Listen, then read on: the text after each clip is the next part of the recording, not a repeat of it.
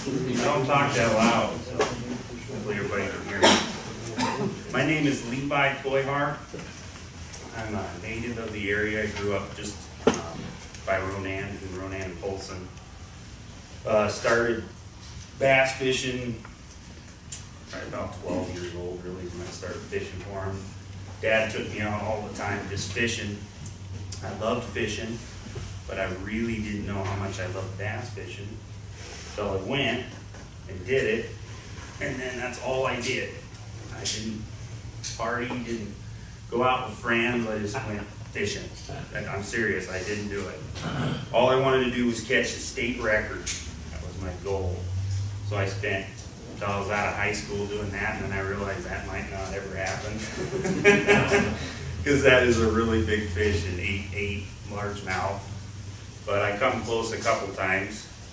And then I got a boat, my first bass boat, when I was about 16 years old. Drove down to California, picked up a 16-foot Pro Craft. Some of you guys may have seen it. I know Russ has. Little blue 16-footer. Started fishing tournaments about 2004 or so, and I sucked. It's a totally different ball game. Because you can go out and go fishing and, have a good day, and then you can have days where you're just like, all right, we've been out here a few hours, let's just go home, this sucks. But when you're tournament fishing, you gotta power through, or you're gonna come in with zero fish. So you have to learn how to find them and how to catch them, and how to do the things to get your 5 fish in the boat to win them tournaments. So that's what we're here to talk. We're here to talk about, I'm going to talk about spring fishing to begin with. When ice comes off, that's the time to get out and start fishing. As soon as the ice comes off, those fish are ready to eat. You just have to find them. So before it gets warm, they'll be deep. They're going to all be deep, and when I say deep, I'm talking 25 feet of water, 15 feet of water, depending on where you're fishing. And they'll be in big schools. Sometimes you'll find fish, 30, 40 fish in one spot. I have done that. Smallmouth especially. Largemouth, sometimes you'll see 15, 20 of them in a spot. But it's hard to find them if you don't have electronics. And I fished without electronics for years and still was able to somehow stumble upon them. But it's just learning where you're at. If you're in the river fishing, they're in the sloughs. They'll be in the sloughs and they'll be in the deep spots. And when the ice comes off, the first place you want to go is where the water is going to warm up the fastest.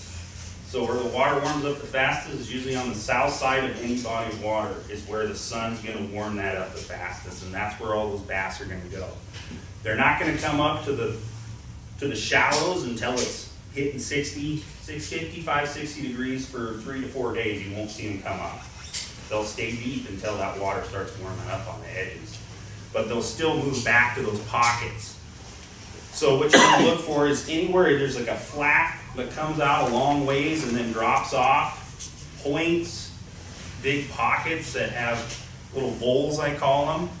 You go back in those sloughs on the river, you start fishing those edges that drop off into a pocket. There's not much weed growth that time of year, so it's kind of nice. I start throwing crankbaits. First off, I'll throw a crankbait and I'll fish it slow. And Pete and I have been working on some of these custom crankbaits, and I just started fishing them last year, and they work great. I've been catching lots of fish. I spent pretty much all of last year just trying different baits, trying them in different times of the year, but in the spring I did really good. We had a fishing tournament on the Flathead River last May, I believe it was. My buddy and I, Ben, and we strictly just fishing his crankbaits, and if the water's, it was pretty clear water. I threw this one a lot and this one a lot. These are the two I threw. And I was just as slow as you possibly can because the water's like 47 degrees, 50 degrees. You just want to really slow everything down because those fish are just not in the mood to chase down top water or buzz bait or some fast moving bait. They're coming out of their winter mode and they're ready to just eat, but they're not gonna chase them. They're still cold like us. I mean, it's freaking winter still. But that's what I do first thing, and then if I'm not catching them on crankbaits, I'll go to a spinnerbait. And this one's a double willow is what they call this, because it's got the blades that are willow shaped. The Colorado ones work a little bit better for slow. If you really want to slowly move it and create some vibration, they work a lot better than these willows. These will work too, but the slower the better. You just want to. The spinnerbait, there's been times I've been like, you know what? I'm done with the crankbait for now, I'm going to go to a spinnerbait. Start fishing a spinnerbait, and it's every other cast. For some reason, that's what they want. You got to go through a few different things to find them. If you're in the location where I'm saying in those pockets, going to those south sides of the lake, south sides of the river, where the water's going to warm up the fastest, and you know they're there, you're getting a few hits or catching one or two, go through a series of different baits. Go through try a jerk bait too. That's one where these are at least suspend in the water column, so you can jerk it down and let it sit, and it'll just sit there. And twitch it, it'll sit there. It doesn't go up, doesn't go down. It just sits there in that water column. If those fish are in a really bad mood, and that thing's sitting, a lot of times you're going to catch pike though, that's one thing. If you're in the river or somewhere else, they will hit these. But the bass will too. So that's another way to get them if they're just not chasing, or you're getting hit, short strikes a lot. You're like, oh man, I'm getting hit, I think, but I'm just not hooking up. Well, they're just not committing to what you're doing. So you have to go through some different tackle, maybe some different colors, maybe try different depths. Each one of these baits, these ones only dive about probably 6 to 8 feet, I would say, normally. Which, if those bass are in 10, 12 feet of water, they'll still see that and don't hit it. But the jerk bait works good if they're really just not hitting. You can let it sit there, pause it, jerk it, pause it, let it sit there. They'll come alive and hit that a lot of times. Another bait I like to use in the spring and is a chatterbait, and this is another one Pete and I have worked on.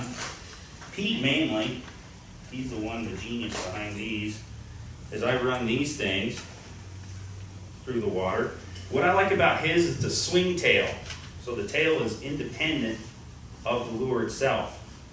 What I like about this is I spent a lot of time last year out on Echo Lake. Everybody knows Echo Lake's got bass in it. They fish it probably quite a bit, I do. But I was fishing just a regular chatterbait for years out there, doing pretty good on it, but then we came up with these, and I'll tell you what, the good thing about these is they stay hooked. When you get a big bass on this, he stays pinned. And I think it's because this hook is independent of the rest of the lure. It's different than anything else you see out there on the market. And Pete with Pete's Tackle is making these, and he's got a whole bunch more that are coming out this year, so I would recommend. This is called a chatterbait. So right here up front we got this little bill here. You can tie your line on right here. I got one tied up too, I'll show you. And then so there's how it kind of ties up, just like that. Just like that. And it creates a whole bunch of vibration. Those fish can hear it. They can feel it coming along. And then I throw just a horny, a lot of times I just throw a big old horny tail, zoom horny tail on the back of that baby, give it a big, big body. This is kind of my summertime one. I've been fishing out there at Echo a lot. But, and another thing too is they're hard to catch on these unless you know what you're doing. The first time I threw a chatterbait on, I had no idea how to fish it, because when you can just start reeling it, you can feel it vibrate down there, you feel the end of your rod ticking, and you want to reel just steady, and you want to have a rod that's got a little bit of, you want to have a good tip on your rod. That rod there, that thing will bend all the way over like a noodle. The reason I like that is because a lot of times when a fish tries to hit a chatterbait, he's just trying to kill it. Right off the bat, he'll just come in and smack it. First thing you want to do is jerk, right? I lost so many fish doing that because they're just coming up and trying to hit it. You wait, you just keep reeling while they're grabbing it. And then all of a sudden your rod will just bend over. That's why it's important to have a rod that has a lot of bend to it. And the line on that, I only run mono on chatterbaits because the stiffer the line, the easier it is for that hook to pull out. You know, it's not one of those baits where you're setting the hook real big. I just swing them. So there's a lot of guys I've talked to just like, I don't know how to fish those. I get bites, I can't hook up. And so that's what I do. I just got a loose, kind of a loose rod, medium light rod, medium rod. Put some mono on it, put some big mono on it, put 17, 20 pound test on there.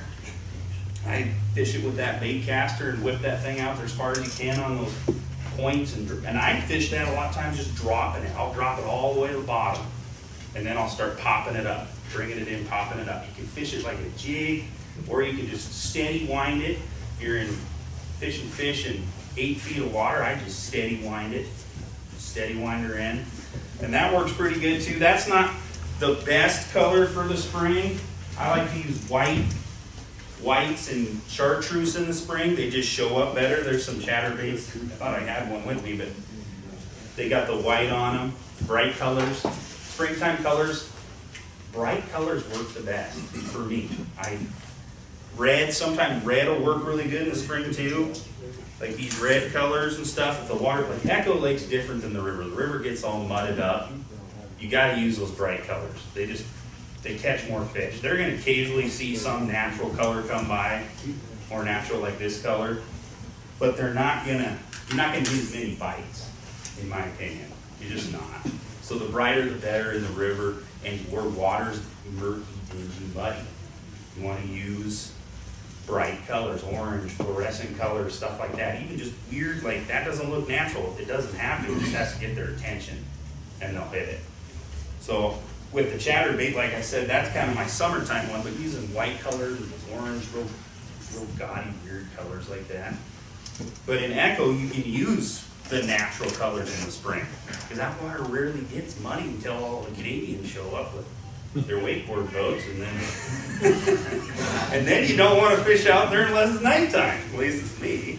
I go out there at night and fish because I get tired of that. I'm just rocking around out there. It just sucks. But yeah, and so in Echo, you can use natural colors, bright. I've caught them on bright colors in there, natural colors in there, and in there.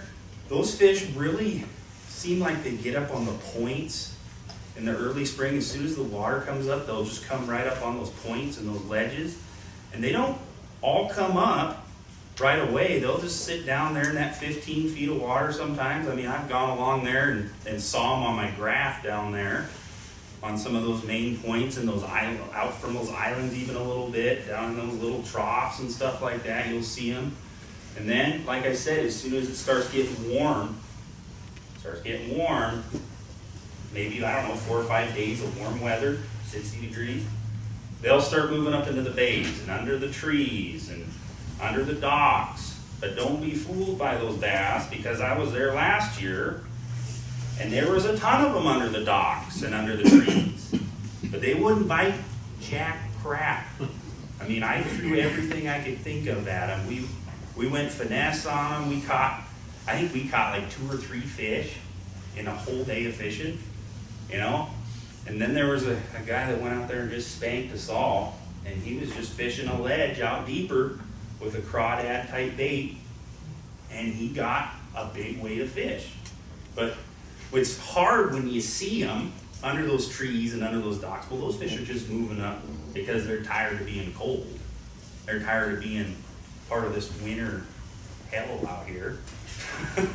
So they just want to get up in the sun, but that doesn't necessarily mean they're going to bite. A lot of times it's going to take more than that for those fish to get active up top, up on those banks. They'll move up, but they just won't get active until that water hits, probably 50 degrees. Once it hits 50 plus degrees, those ones up on the banks, those are game. Those fish will be biting. They will be biting. These reaction baits is what I've talked about so far. They'll bite those. You'll have to kind of go through your different ones, And then when the water starts getting warmer, a lot of times I'll start throwing these swim baits around. These swim baits work really good. Start throwing these things around when the water gets a little warmer. Again, pike love these, so be warned about those. Matter of fact, this is probably one of the best pike baits I've ever come across, the bigger the better if you want to get it. But I usually, what I do, my little trick is to take this spray. It's a garlic spray. Spike and Glow makes it. You can probably only get it online, and I don't know if they're going to make it much longer. But if you can see that, this tail is spiked. It's not normally like that. It's got a chartreuse color, gives it a scent. I put this stuff on there, and it works really good. I put this on all of my plastics. Every plastic I use, I put a little of this on there. I feel like it makes a huge difference. I was fishing with a buddy out on Lake Blaine, and I was using that, and he was using the same exact jig, and he never caught a single fish, and I caught, I don't know, multiple, 5 to 10 fish, and I was using that. So there might be something to something like that. You know what I mean? A little spike it on there, changes it up a little bit, it's a little flashier. You don't want to go crazy with it, paint the whole lure or anything, but just the tails is what I like to hit. And then fishing these, this is a lot like a chatterbait. You want to throw these out and slowly retrieve them. That's what I do. These aren't weedless, so they work good. Right before the weeds really start coming in, they do make some weedless ones as well, or the weight's underneath. Those work good for the weeds. But the fish really, really like these. They're hungry. This is right before the spawn. Water's warming up. They're eating. They're getting ready for the spawn. They want to gain weight before they spawn, because when they spawn, they get really, really bad shape. They just lose all that weight. Their tails are all torn up. They look terrible when you pull them out of the water after they spawn. So before they spawn, they're eating heavy to try to put on the weight, put on the calories before they spawn. So you want to get fish-like things, fish-like imitations, something to get their attention. Go through these different baits, try them in those locations, keep looking around the lake for those locations. You find something like, oh, that looks like a spot where there could be fish. Electronics really help you a lot to find them. There might be a point that looks really good. You're like, oh, let's go try that point. You can sit there for an hour. There may not be any fish there. But you pull up on it. You see them on your graph. They're there. Then you can start going through all these different things to try to get them. If they're not biting anything that you're throwing out there that you're moving along, then you gotta pull this out. This is the only thing that I can never seem to catch them on. Is anybody know what this is? This rig. This is a drop shot. This is a drop shot rig. So the way that works is your hook standing out straight. When you're, see how that hook stands out straight like that? On there? Does everybody see that? You can come up afterwards if you don't see what it's doing. And then you can tie on whatever finesse bait you want. This one right here, giving away all my secrets, but that's okay. We're here to learn, right? Maybe I can learn something from you guys. I got all kinds of learning to do. I get my butt kicked in these tournaments and I'm like ready to quit sometimes. But you put a little crawdad on there or something. They're really not biting good. That thing just sits in the water, just perfect like that. And then you got that weight below there. If I was going to fish this crawdad though, I'd probably move this weight up to about right here, kind of keep it close to the bottom, you know? And then when you get that thing down in the water, you just take that rod and you don't really move it much. You'll flip it out there and then you just twitch the end of that rod, just twitch it. And then slowly reel it in, twitch it. This is the kind of fishing where you're like bored sometimes. Like this is finesse. This is what you got to do to get fish in the boat sometimes. And this really comes into play in the summer because those fish act like they're not in the lake anymore. Bass are fair game in the springtime when they're spawning and you can see them under the trees and under the docks, and they'll bite a bare hook dang near when they're spawning to protect their nest. But when you're fishing in the spring and you can't catch them and you know they're there, I would suggest putting this on and dragging it on the bottom, bringing it in. You will catch fish. Yeah. As a matter of fact, this is the only thing I catch fish on last year in that tournament. This little crawdad, this tiny little crawdad right here. You know, and maybe if I had tried this earlier, I would have caught more fish because I did this at the end of the day. And I was then able to catch a couple fish. So there's ways to get them, but you gotta make them open their mouths and eat. But there, you can use so many different baits on this. That's what I like. I mean, you can, like when I had this little Cinco on there, I like the wacky these on there. The action that thing has, when it goes down, it's just flutter and nice. You can just twitch it. I use this for sight fishing. If you see a bass, you swimming along, you throw that out in front of him, and you'll just watch him. Just see that thing come down, and give it a couple twitches, and he'll go right over there and just suck it right in. Even when he sees you. When he sees you there, he will still do that. I have caught so many fish where I've seen them, and you're like, how do I throw at him? Get your drop shot out, and throw that thing at him right in front of them. Don't throw it right next to them, but throw it out in front of them. Let them come and see it. A lot of times they'll grab it. In tournaments, I remember one time in a tournament, I was topwater fishing in the morning. It was summertime. There was fish all over in there, caught a couple. Well, as soon as the sun came up, you could see them. They were everywhere down in Oxon. All over the place in the water. Big, nice big bass. And I tried everything. I threw just a weightless Cinco at them. I threw everything at them. Couldn't get them to bite nothing. Finally, I picked that drop shot up. I nose hooked the worm. So nose hook it right up front like that instead of wacky. And I just slowly creep up on the boat and drop it down in front of them. And they see me. They know I'm there. Start twitching it, and they come over and grab it.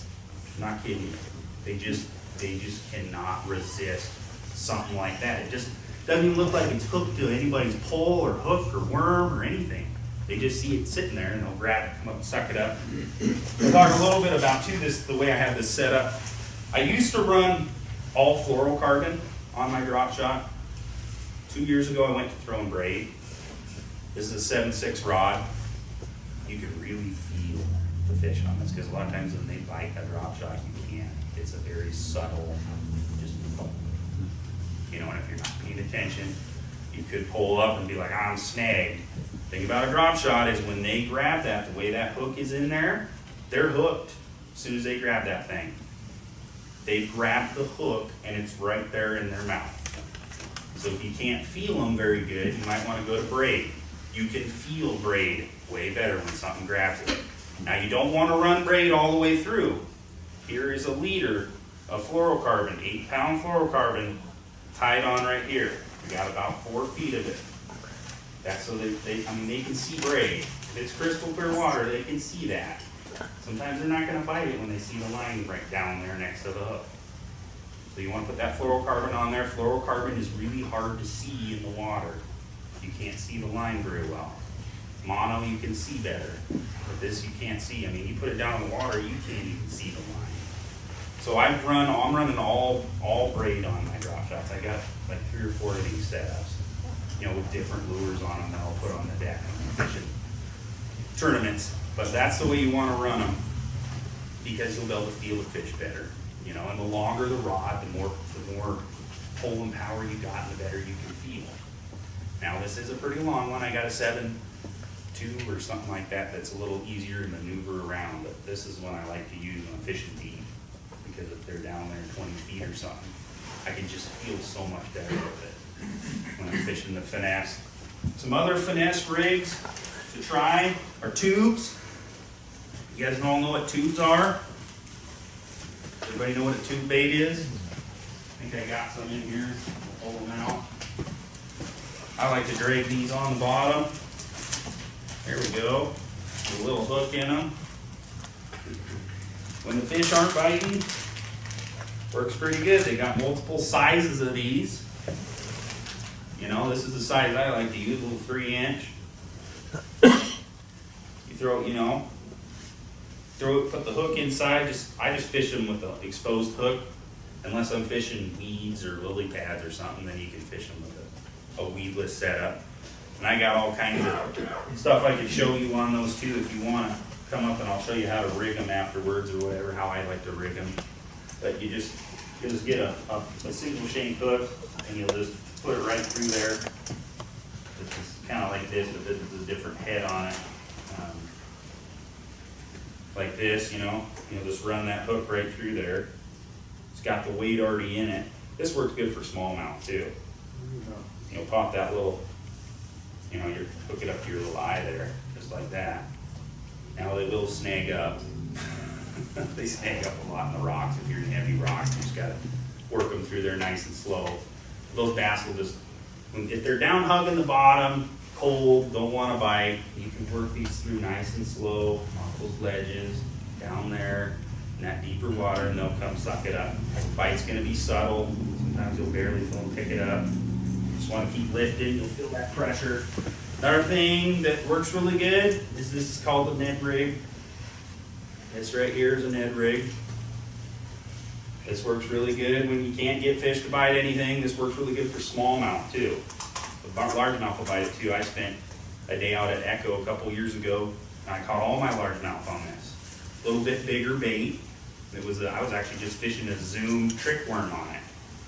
Just dropping it down next to the trees.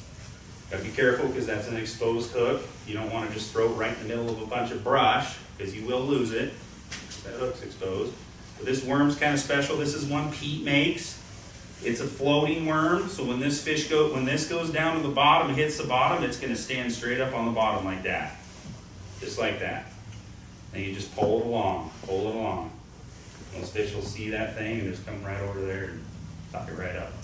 Yeah, that works really good too when the fish are, even when they're in a good mood, it's fun to catch them on this because they just love it. They'll just come in and you see that thing come down, hit the bottom, stirs up the bottom a little bit. Best way to fish these though is hard bottom situations. If you're in fishing weeds or a bunch of stuff like that, you'll want to probably fish a drop shot if you're going to try it, because that way you can adjust where your weight's at.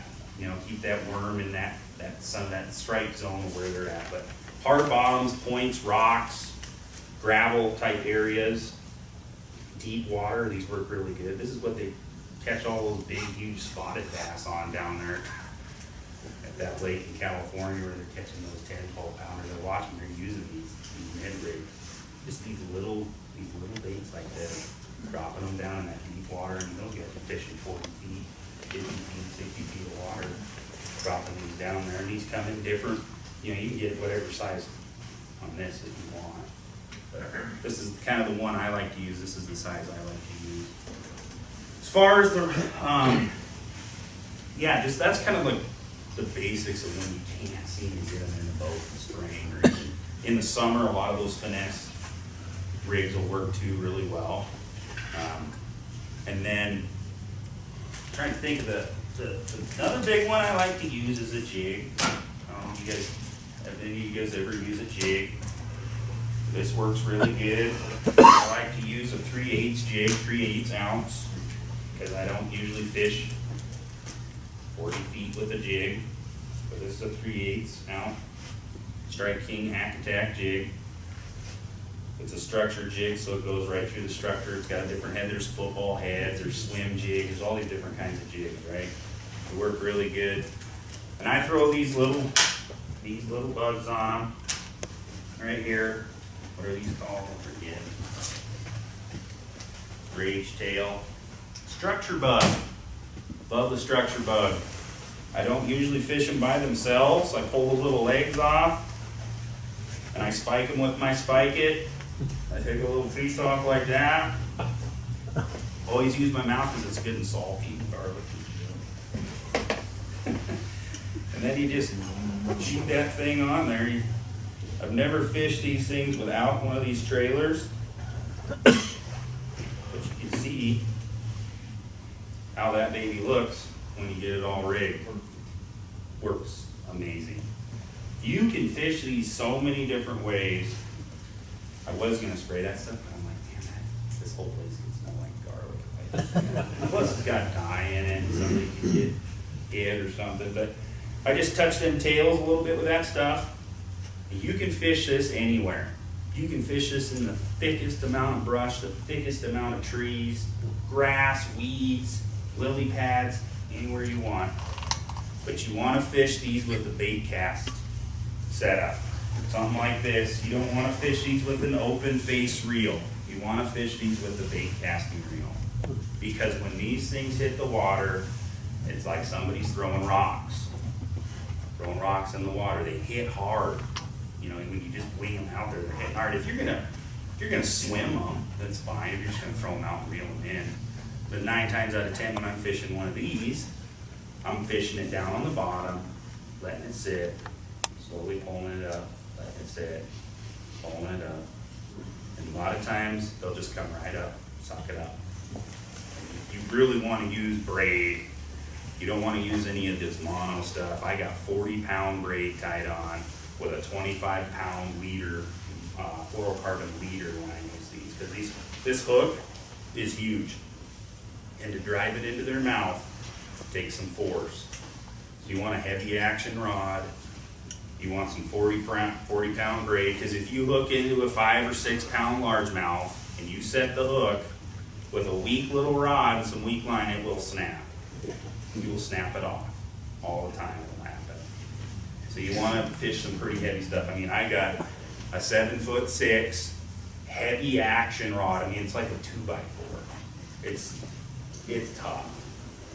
And when they're down in a tree, when there's 3, 4, 5 pound bass down under a tree and you know they're there, pick one of these up and just throw it right in the middle of that tree. I mean, right down through the branches and everything, right down through the whole thing. And they'll pick it up on the way down or they'll pick it up on the bottom. And then you can just set that hook and feel confident you're going to go pull right out of there.